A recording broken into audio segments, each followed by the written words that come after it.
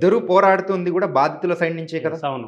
ఇప్పుడు మీ సైడ్ నుంచి చూసుకుంటే అవును. కంప్లీట్‌గా అవును. ఆ వీడియో బయటికి రావడం కానీ, అవును. ఇందులో ఎవరెవరు ఇన్వాల్వ్ అయ్యారు, కేవలం హ్మ్. సెలబ్రిటీ అయిన మంగ్లీ గారి గురించనే కాదు. ఎవరు మధు గాని, వాళ్ళ బ్రదర్ శివ చౌహాన్ గాని, ఇలా ప్రతి ఒక్కరి దాని గురించి మీరు నిజాలు బయటికొచ్చేలా చేస్తూ ఉన్నారు. అవును.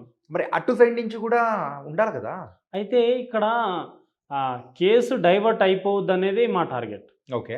కేసు ఎందుకు డైవర్ట్ అయిపోవద్దంటే వారు అడ్వకేట్ గారు వారు కర్నూలు నుంచి వచ్చినటువంటి నలుగురు, ఐదుగురు బాధితులు. వారు హ్మ్. బాధితులు ఎట్లున్నారంటే వాడొక హేమకాంత్ రెడ్డి వాడు కూడా దొంగనే అంటున్నారు. హ్మ్. ఆడు వాళ్ళతోని అంటే వాళ్ళు బిజినెస్‌లలో వాళ్ళ పొత్తుల వ్యాపారంలో ఏదో బిజినెస్ ఏదో తేడా తేడా జరిగింది. జరిగింది. డబ్బులు పంపకాల్లో ఏదో తేడా జరిగింది కాబట్టి వారు కొట్లాడుకొని బయటికొచ్చిర్రు.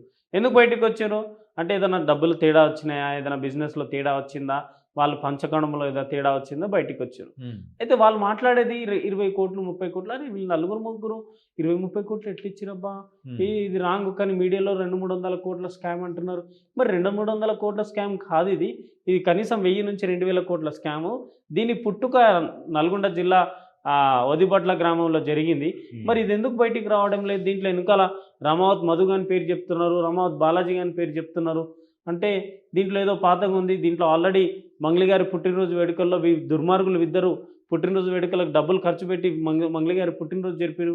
అసలు ఈ కేసు ఎందుకు ఇక్కడ సైడ్ ఫోకస్ అవ్వడం లేదు? హ్మ్. ఇక్కడ గదా అసలైన బాధితులున్నారు.